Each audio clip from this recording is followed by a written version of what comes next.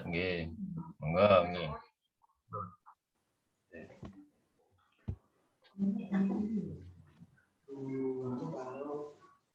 Assalamualaikum Pak Ulin.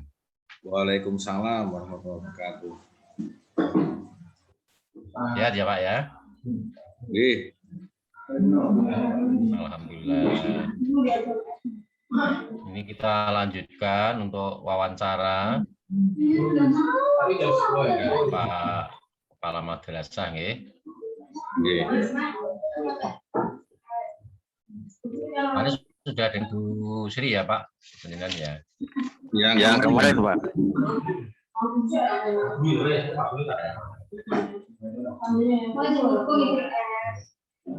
Sekarang gantian dengan saya. Nggih, nggih, nggih.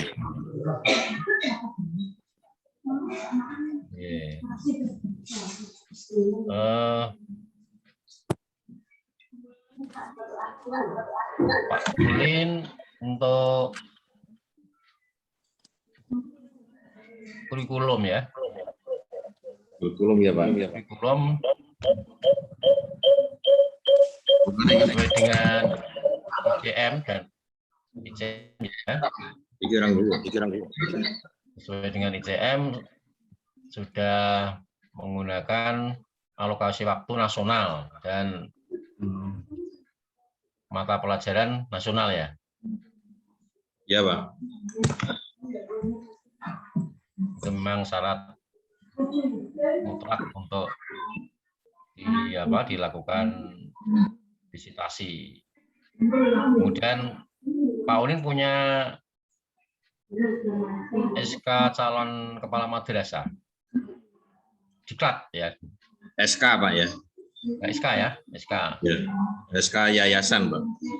Yayasan dan diklat sertifikat Oh, calon diklat. madrasah. Ada Pak. Iya. Diklat kepala sekolah. Oke, itu termasuk syaratan juga ya.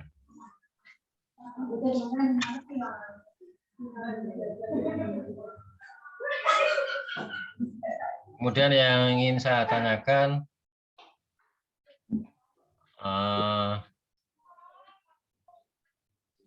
ada RKS Pak ya, RKS dan RKAS, RKM ya? Ya, rencana kerja madrasah tahunan. Rencana kerja madrasah, maaf, RKM kalau di SD RKS dan RKAM, rencana anggaran madrasah.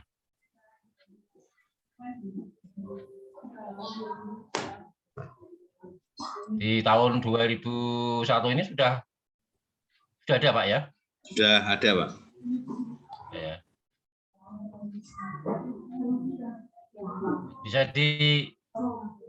Bisa ditunjukkan RKM Pak. RKM.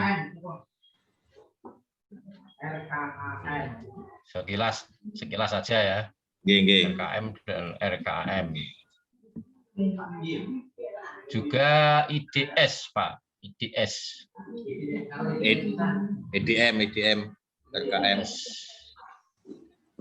Evaluasi diri madrasah. Ya, EDM, evaluasi diri madrasah.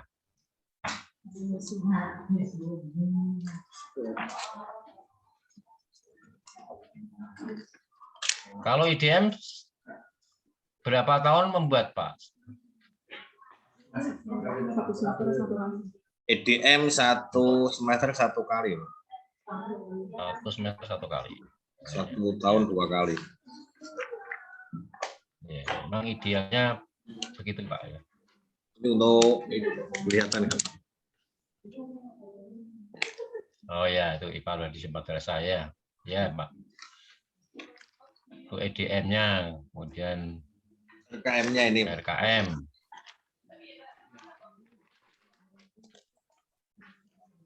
RKM ya. Ya Pak. Ya Pak ya. Terima kasih. Dan RKAM-nya. RKAM anggaran. Anggaran ya. RKAM.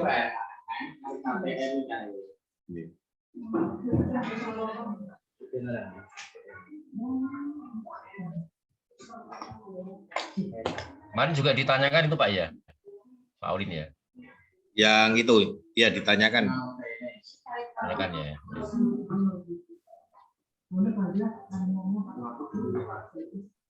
Oke. Selanjutnya Pak Aulin, oke. Saya ingin tahu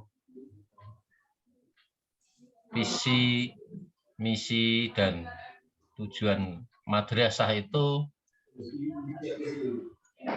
dirumuskan sejak kapan ya Pak?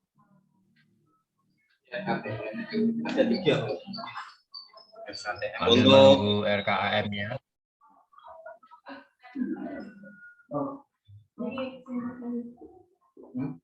Untuk visinya tidak berubah di 2016, Pak. Visinya ya terwujudnya peserta didik yang unggul dan berprestasi, religius Islami, disiplin dan peduli. Dan kemudian yang kita revisi di misinya, Pak. Oh ya, memang visi tidak harus di review ya, tapi misinya. Ya, kita misinya untuk menyesuaikan di setiap tahun kondisi yang ada. Ya, kalaupun visinya di review ya enggak apa-apa ya. Belum, tapi, belum. Ya masih tak belum ya, masih dengan keinginan stakeholder yang ada di Madrasah Darul Hikmah ya. Yang dirubah bagian apa Pak itu? Pak. Untuk ini di bagian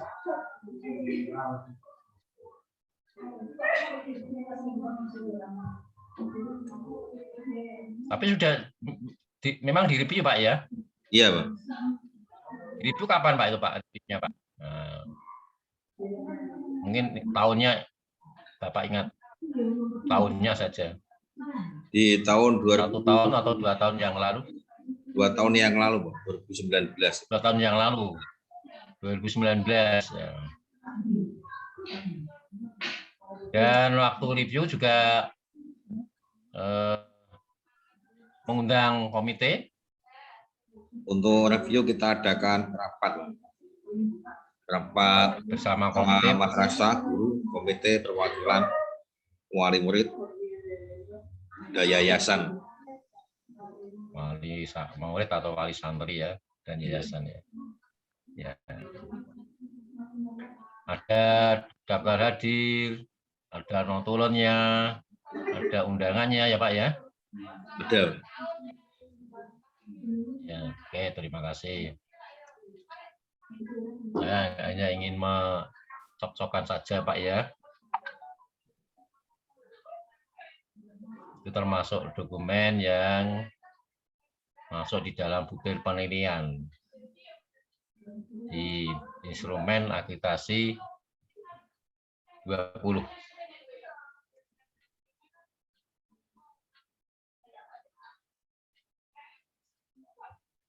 Kemudian untuk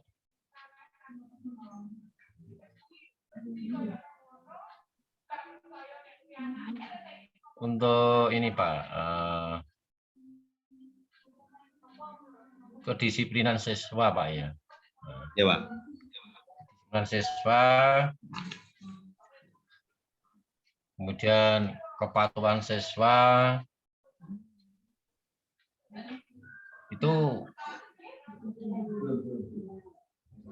seperti apa Pak? Mungkin Bapak bisa menyampaikan. Untuk kedisiplinan kita bikin tata tertib, Pak. Di setiap kelas kita kasih tata tertib siswa, kemudian di ruangan guru kita juga bikin tata tertib guru. Ya, kemudian di tata tertib juga ada sanksi-sanksi, mulai sanksi ringan sampai sanksi yang berat sesuai dengan skor yang ada, Pak. Di setiap kesalahan atau sanksi itu ada nilainya, mulai yang ringan sampai yang berat, untuk supaya masyarakat di madrasah bisa menjunjung tinggi nilai kedisiplinan.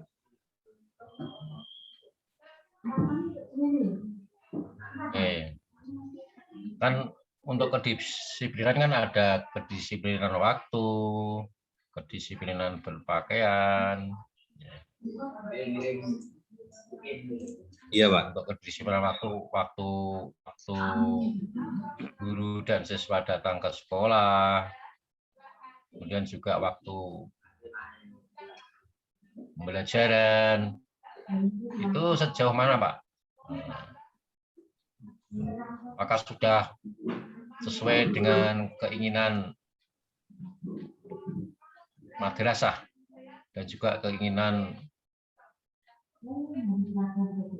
masyarakat, terutama orang tua? Ya, untuk kedisiplinan waktu anak-anak kita masuknya jam 7 ya. Jam 7.00. Sebelum jam 7 kita sudah persiapan untuk pelaksanaan KBM. Tapi sebelum pelaksanaan KBM kita kumpulkan dahulu di lapangan, kita baca Asmaul Husnanya bersama-sama. Kemudian untuk keterlambatan ya pasti ada, Pak. Pasti ada, tapi dengan tingkat yang kecil. Nah, kebanyakan yang terlambat adalah di tingkat bawah, anak-anak yang kelas bawah. Ya, ketika ditanya oleh gurunya, orang tua yang mengantarkan anaknya ke sekolah, semuanya banyak yang ada anak yang masih susah untuk bangun pagi, Pak.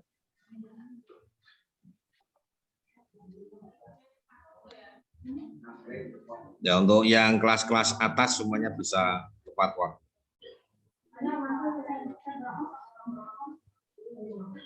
Oke. Memang ya kelas bawah perlu proses ya, Pak ya. Ya, yang bawah karena ada perpindahan dari TK ke MI, Pak. Membiasakan bangun pagi ini. Ya. Nah, itu perlu dukungan dari orang tua siswa dan guru, Pak ya. Iya, orang tua siswa karena pihak sekolah kan juga tidak bisa memantau di rumah. Itu sudah kita sampaikan. Ya, artinya ya. Itu sudah di ketentuan kedisiplinan sekolah itu sudah dibuat di dalam bentuk SK, Pak ya. Ada, Pak. Ada ya. Kemudian sudah disosialisasikan juga. Setiap pengambilan raport otomatis oleh orang tuanya, program-program yang ada di sekolahan, perubahan-perubahan apa yang ada di sekolah selalu kita sampaikan. Oke, berarti setahun 2 kali itu, Pak ya. Pengambilan raport kan 2 kali.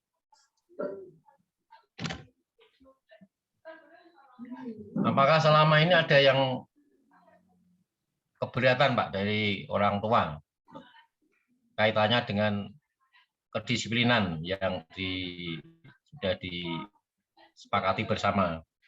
Tidak ada, Pak, karena kita sudah standar untuk jam masuknya jam 07.00.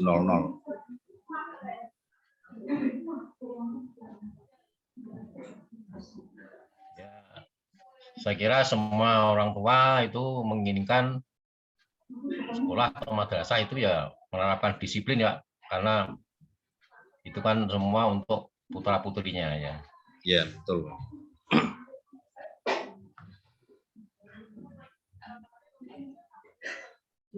Kemudian juga untuk kedisiplinan berpakaian, Pak. Kedisiplinan berpakaian. Ya, Pak. Oke. Apakah anak-anak juga pada disiplin berpakaian?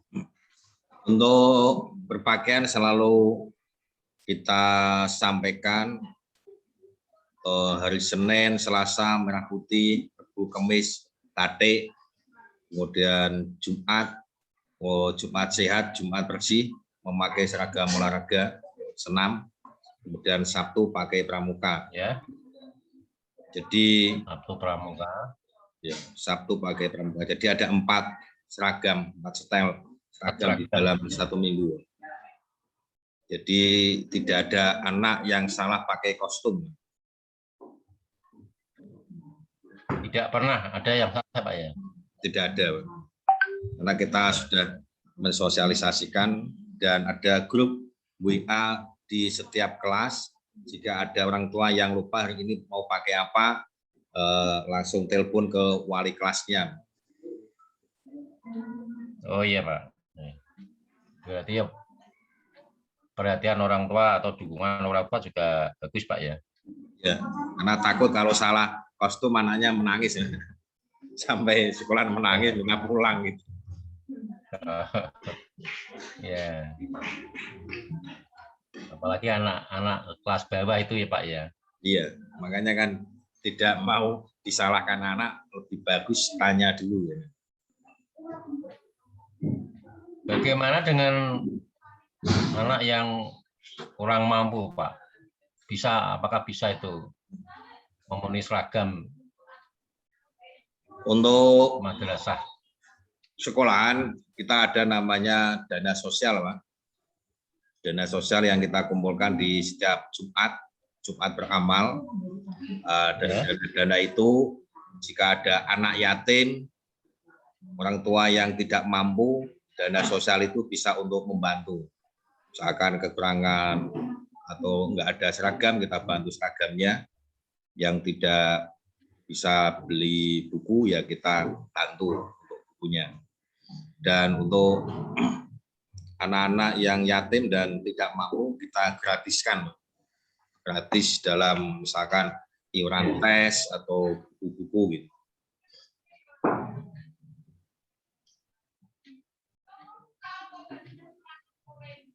Jadi tidak ada masalah bagi anak-anak yang kurang mampu tentang seragam ya? Ya.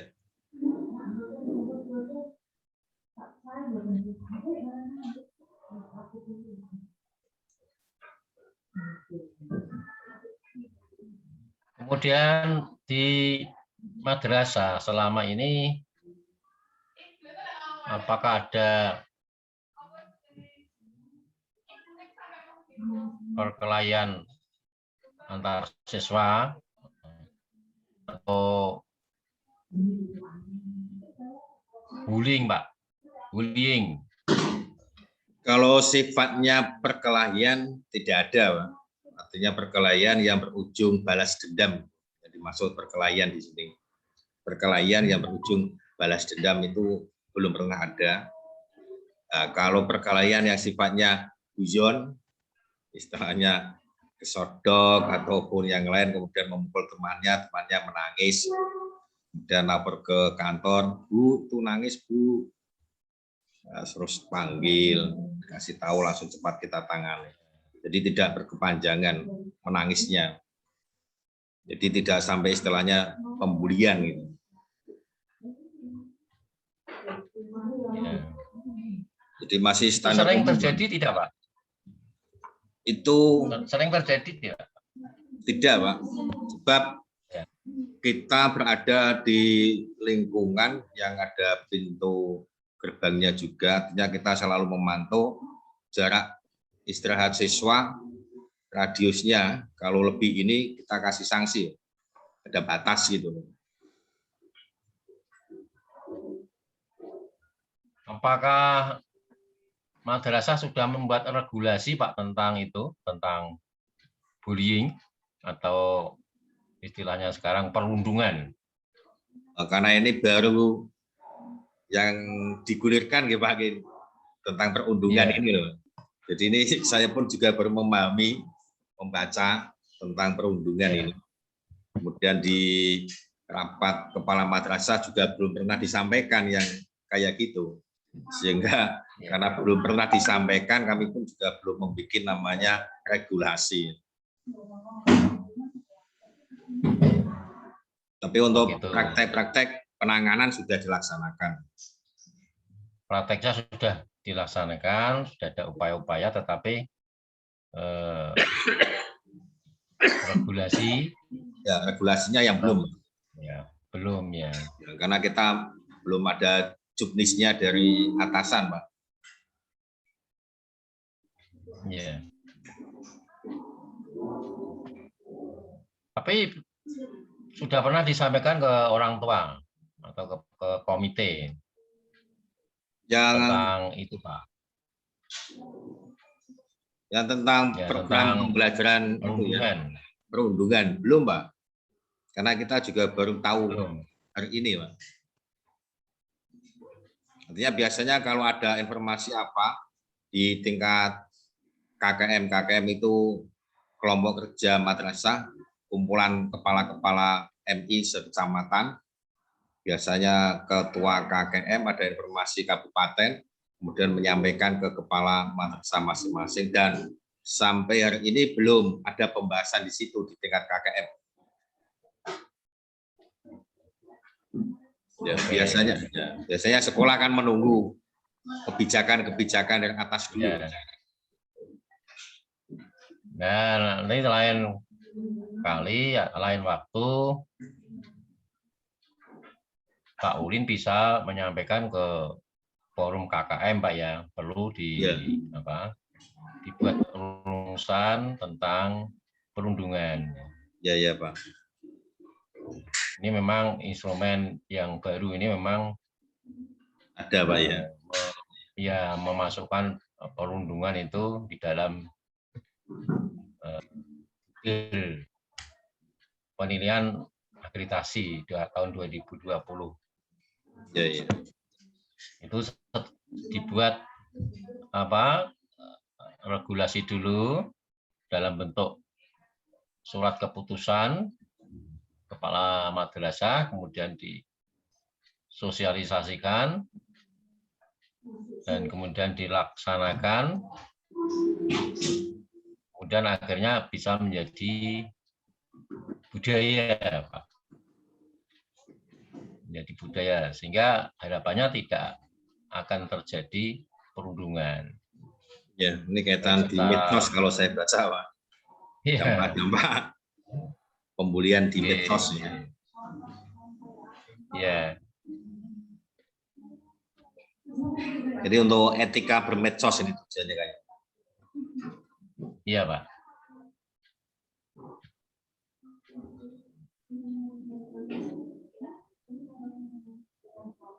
Kemudian, Pak, untuk supervisi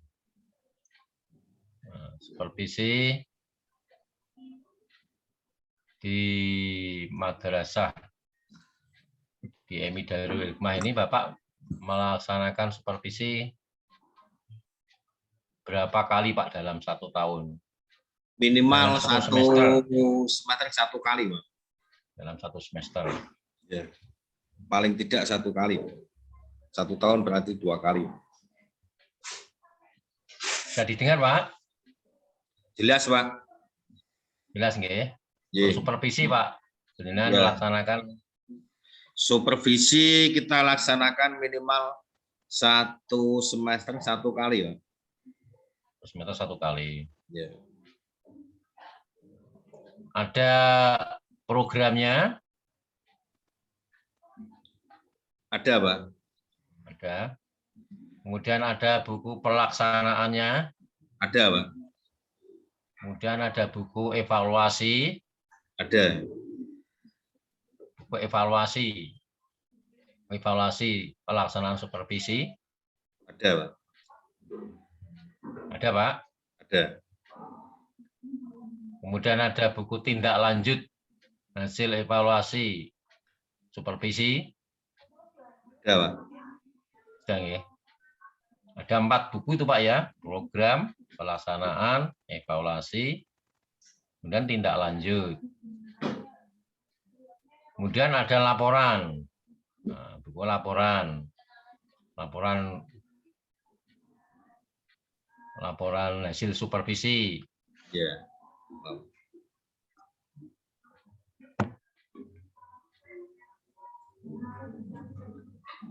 Kalau boleh tahu, Bapak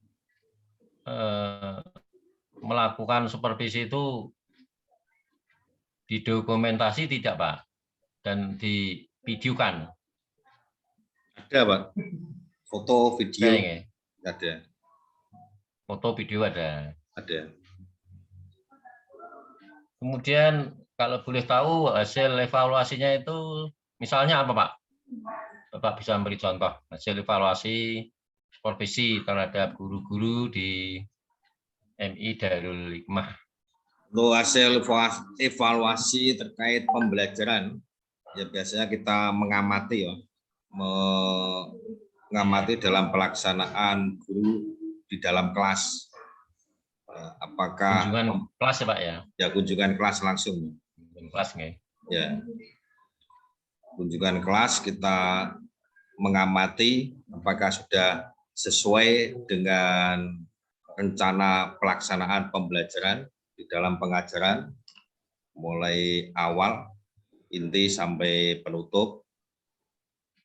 Kemudian jika ada kekurangan-kekurangan menjadi catatan-catatan kami yang ketika rapat paling tidak 1 bulan sekali rapat rutin, yang rapat evaluasi setiap Sabtu, 1 minggu sekali, kita sampaikan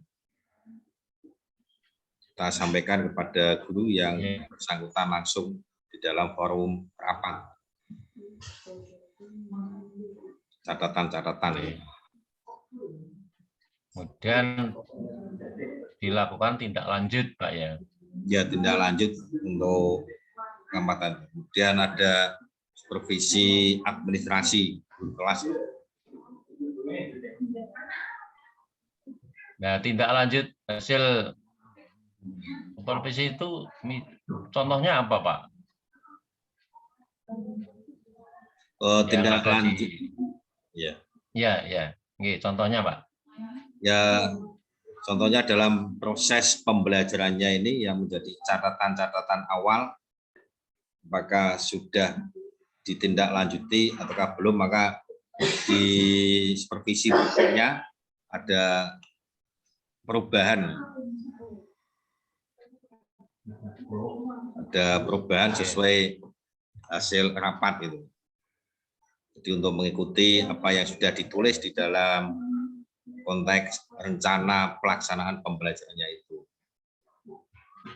Sehingga apa yang menjadi pembelajaran terwujud hasil yang maksimal.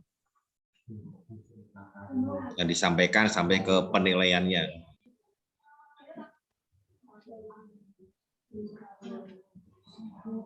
Untuk pembelajaran, Pak, apakah semua guru waktu Bapak supervisi menggunakan LCD sehingga kemampuan IT-nya bisa dikembangkan? Untuk LCD ya tidak setiap kali pertemuan, Pak. Karena kita juga masih keterbatasan jumlah LCD-nya. Satu sekolah hanya punya 1. Ya paling tidak 1 semester pernah melakukan, Pak. Paling setiap tidak. Guru. Iya. Setiap guru. Ya, paling tidak 1 semester pernah melakukan untuk pembelajaran by LCD ya. Jadi tidak setiap pertemuan ada LCD-nya. Nah, itu mungkin menjadi program pengembangan madrasah untuk ke depan, Pak ya. Ya, pengennya setiap kelas ada, Pak. Ya. Pengennya. Idealnya memang begitu, Pak. Idealnya.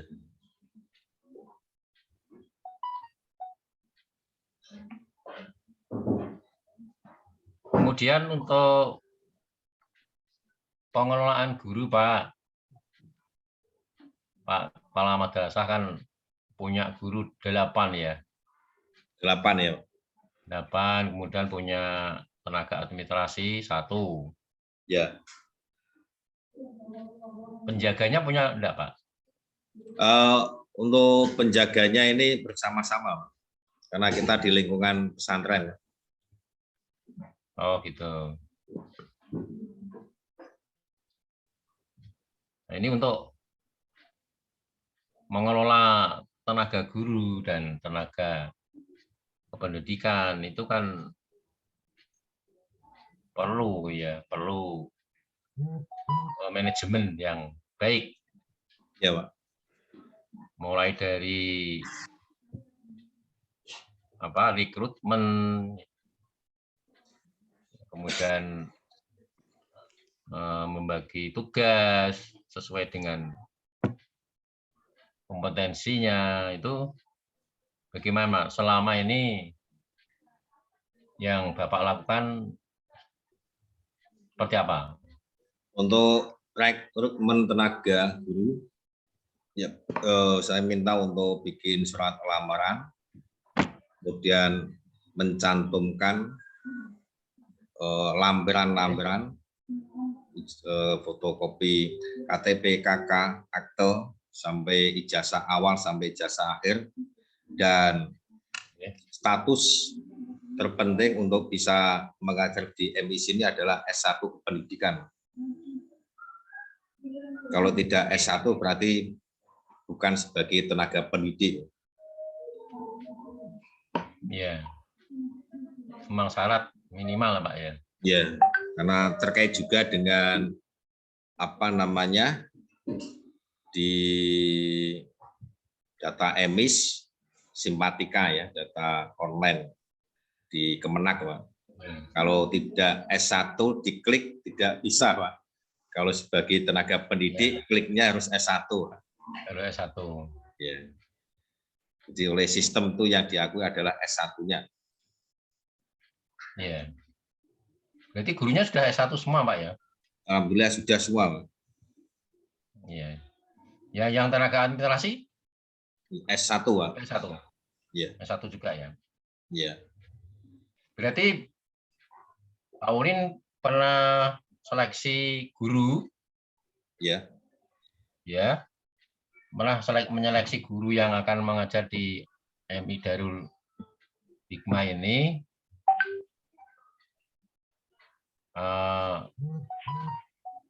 Ada yang diterima, ada yang tidak. Ya, kita bikin lamaran, banyak lamaran yang masuk, kemudian kita diskusikan ketika ada rapat guru dan yayasan. Dan yang kita utamakan memang lingkungan yang paling dekat dengan MI ya, Pak. Ya, lingkungan terdekat. Karena terkait dengan kedisiplinan tadi. Iya. Yang rumahnya lebih dekat kan biasanya disiplin waktu ya, itu ya, lebih cepat juga ya. Disiplinnya lebih mudah daripada yang jauh gitu. Ya, ya itu betul Pak itu. Kalau jauh kan perjalanannya, transportasinya itu kadang kan terhambat ya. Apalagi yang sekarang ini di mana-mana sering macet. Iya, nanti sering alasannya jalannya macet gitu, terlambatnya itu. Iya. Itu terutama perempatan Pasar Karangawan itu Pak ya, kalau pagi. Ya, pasti macet itu. Pagi, siang, pagi, sore Pak ya. Iya. Paling padat itu pagi Pak. Setengah 7 sampai jam 8. Iya, betul. Saya pernah itu mau ke Pamongan itu mau belok kanan susah itu Pak. Apalagi kalau pakai mobil ya, kadang bisa setengah jam Pak. Iya. Pakai sepeda motor aja susah Pak. Saya sendiri sudah sampai Kerangawet mau ke rumah pernah setengah jam Pak. Dan biasanya cuma 3 menit ya. Tapi kalau dari arah timur mau belok kiri mudah ya Pak ya? Ya mudah Pak. Agak longgar. Iya. Biasanya kalau pagi itu dari arah Gubuk ke Semarang. Iya. Jam 7 itu sudah padat ya Pak ya. Jam 7 sampai jam setengah 7 Pak, sampai jam 8. Setengah 7 ya. Ya. Iya. Kalau siang sekitar jam 2 itu agak longgar Pak ya. Kalau sudah jam di atas jam 8, jam 9 sudah pada masuk Sudah semua. longgar ya. Ya. Iya. Semua kepingin jam 8 sampai lokasi kerja Pak. Iya. Nah, nanti sore rame lagi, padat Jam lagi. setengah 4 sampai jam 6. 4. Jam-jam pulang kerja itu Pak ya. Iya. Dari pom bensin sana Pak, jauh sampai perempatan itu. Iya. Kemudian Pak Ulin, apakah guru-guru yang Bapak pimpin itu atau tenaga kependidikan yang Bapak pimpin itu pernah ada yang tidak menaati kedisiplinan atau melanggar disiplin? Ya ada, tapi kecil Pak. Ya itu tadi, kedisiplinan kaitan waktu, karena karena beda kecamatan, Meranggen ke Krangawen, dan punya macet gitu. Oh gitu. Kemudian setelah dibina menjadi disiplin lagi Pak ya. Ya kita kasih beberapa sanksi, kita juga sama ada skornya Pak. Untuk sebagai bahan laporan bagi guru yang swasta ya kita kasih skor, dengan guru yang PNS pun juga sama, terlambat ada skor berapa gitu, dan untuk catatan dalam 1 tahun untuk kami sampaikan ke pengawas. Karena PNS kami di sekolah swasta istilahnya kan dititipi Pak. Bukan kami yang mengangkat PNS, tapi kami kan Diperbantukan ya Pak ya. Ya diperbantukan, dititipi lah. Ini kan kalau sampai akhir titipan ini apa elek kan. Nah, maka butuh namanya bukti gitu Pak. Ya. Karena kan semua itu kan kerjanya Pak ya.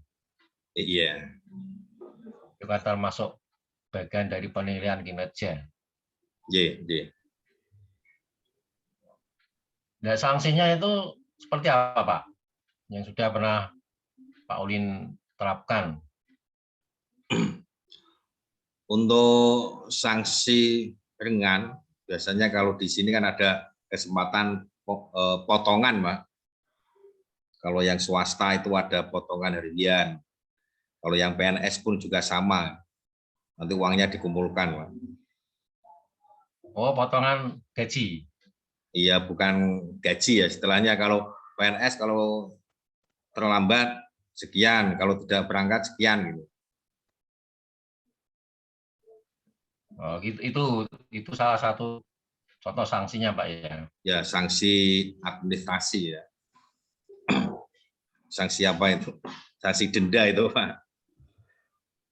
Oh, sanksi denda. Iya, karena kita bikin sanksi administrasi juga masih biasa ya, kita naikkan sanksinya. Kalau di